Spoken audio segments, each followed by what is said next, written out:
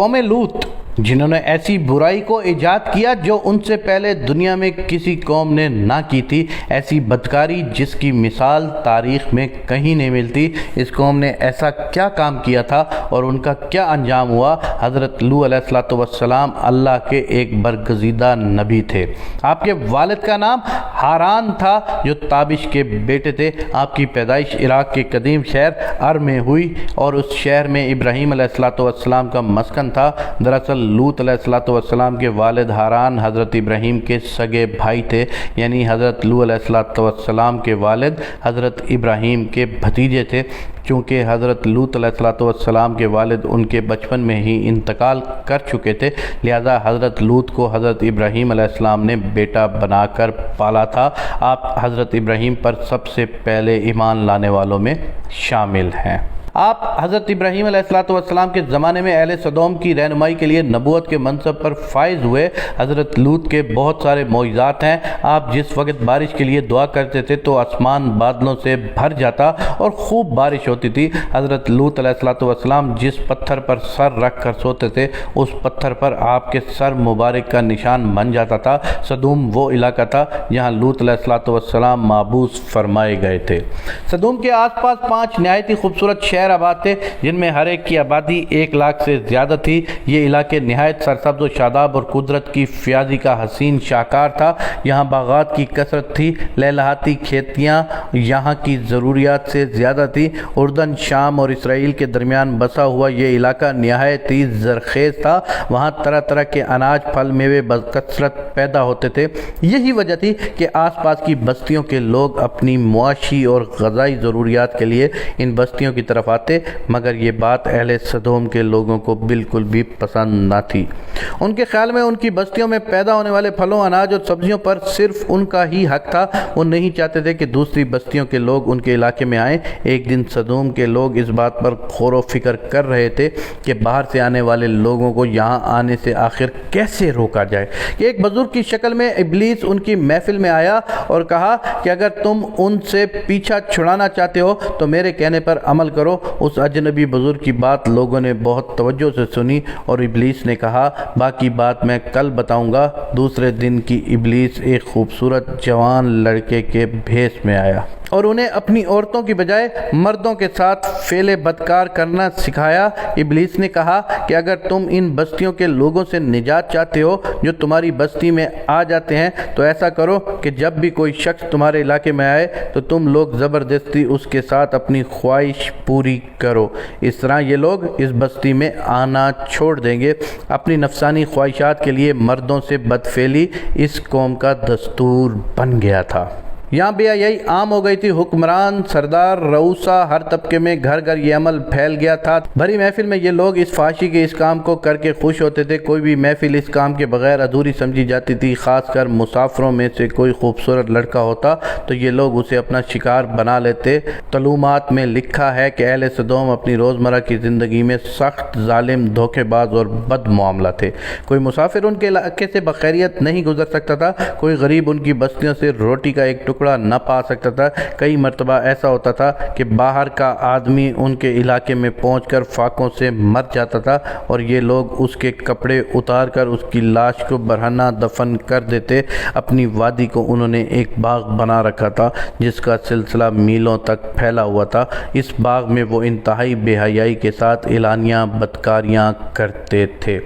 حضرت لوط علیہ السلام نے انہیں توحید کی دعوت دی اور بدکاری کے اس گھناؤنے عمل سے توبہ کرنے کا حکم دیا۔ حضرت لوط نے کہا کہ تم یہ کیوں کرتے ہو؟ کیا تم عورتوں کو چھوڑ کر لذت حاصل کرنے کے لیے مردوں کی طرف مائل ہوتے ہو؟ حقیقت یہ ہے کہ تم احمق ہو۔ تو پھر حضرت لوط اہل سدوم کو دن رات واعظ و نصیحت کیا کرتے تھے، لیکن اس قوم پر اس کا کوئی اثر نہ ہوا، بلکہ وہ بہت فخریہ انداز میں یہ کام کرتے تھے۔ انہیں حضرت لوط کا سمجھانا بھی برا لگتا تھا، لہذا انہوں نے صاف صاف کہہ دیا کہ اگر تم ہمیں اسی طرح بھلا کہتے رہے اور ہمارے کاموں میں مداخلت کرتے رہے تو ہم تمہیں اپنے شہر سے نکال دیں گے۔ حضرت لوط نے نصیحت و تبلیغ کا سلسلہ جاری رکھا، لہذا ایک دن اہل سدوم نے خود ہی عذاب الہی کا مطالبہ مطالبہ کر دیا۔ اللہ تعالیٰ نے اب تک ان کے اس بدترین عمل فحاشی اور بدکاری کے باوجود ڈھیل دے رکھی تھی، لیکن جب انہوں نے حضرت لوط علیہ السلام سے ایک دن کہا کہ اگر تم سچے ہو تو ہم پر عذاب لے آؤ، لہذا ان پر عذاب الہی کا فیصلہ ہو گیا۔ اللہ نے اپنے خاص فرشتوں کو دنیا کی طرف روانہ کیا۔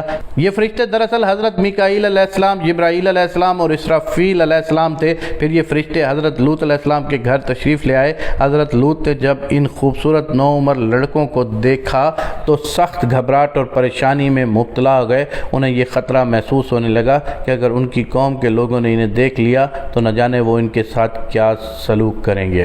حضرت لوط کی بیوی کا نام وائلہ تھا۔ اس نے آپ پر ایمان نہیں لایا تھا اور وہ دراصل منافقہ تھی، وہ کافروں کے ساتھ تھی، لہذا اس نے جا کر اہل سدوم کو یہ خبر دی کہ لوط کے گھر دو نوجوان لڑکے مہمان ٹھہرے ہوئے ہیں۔ یہ سن کر بستی والے دوڑتے ہوئے حضرت لوط کے گھر پہنچے۔ حضرت لوط نے کہا کہ اللہ سے ڈرو، مجھے میرے مہمانوں کے سامنے رسوا نہ کرو۔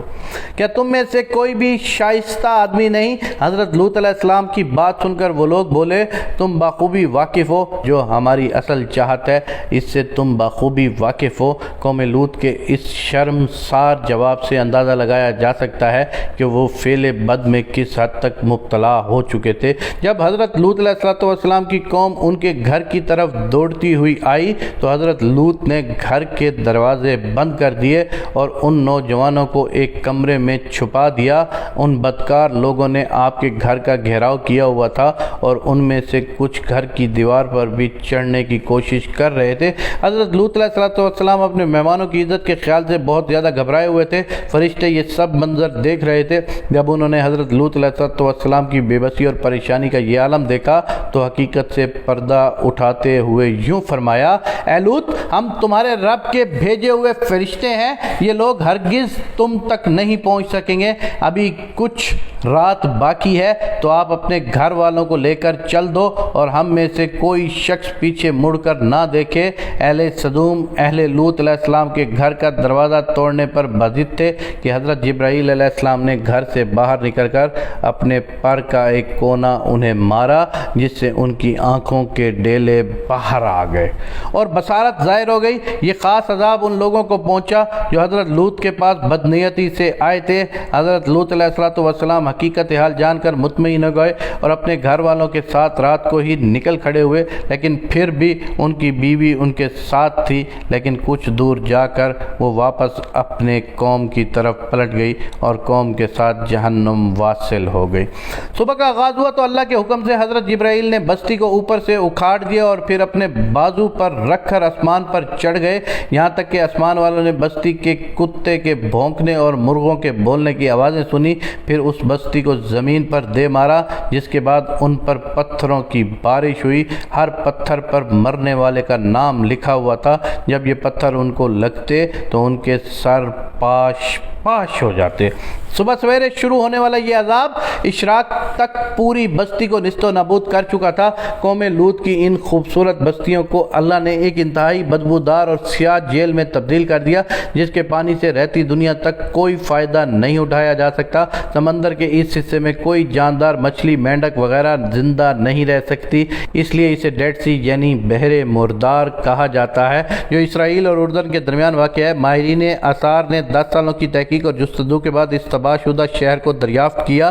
تحقیقات سے پتہ چلا تھا کہ اس شہر میں زندگی بالکل ختم ہو چکی ہے۔ شہر کے راستے اور کھنڈرات کو دیکھ کر آرکیالوجسٹ نے یہ اندازہ لگایا تھا کہ جب یہ شہر تباہ ہوا تو اس وقت لوگ روزمرہ کے معاملات اور کاموں میں مشغول تھے اور یہاں زندگی اچانک ختم ہو گئی۔ اہل صدوم جنہیں پتھر بنا دیا گیا تھا، ان کے بت ابھی تک بحیرہ مردار کے پاس موجود ہیں، جو لوگوں کے لیے ایک عبرت ہے۔ آج یورپی ممالک میں انسانی آزادی کے نام پر اس بدکاری کی اجازت دی جاتی ہے اور اس فحش عمل کو باعث فخر سمجھا جاتا ہے، مگر حقیقت یہ ہے کہ ہم جنس پرستی بالکل فطرت کے خلاف ہے، جس سے انسانی معاشرہ تباہ و برباد ہو جاتا ہے۔ روایتوں کے مطابق ایک مرتبہ حضرت سلیمان علیہ السلام نے شیطان سے پوچھا کہ اللہ کے نزدیک سب سے بدترین عمل کیا ہے؟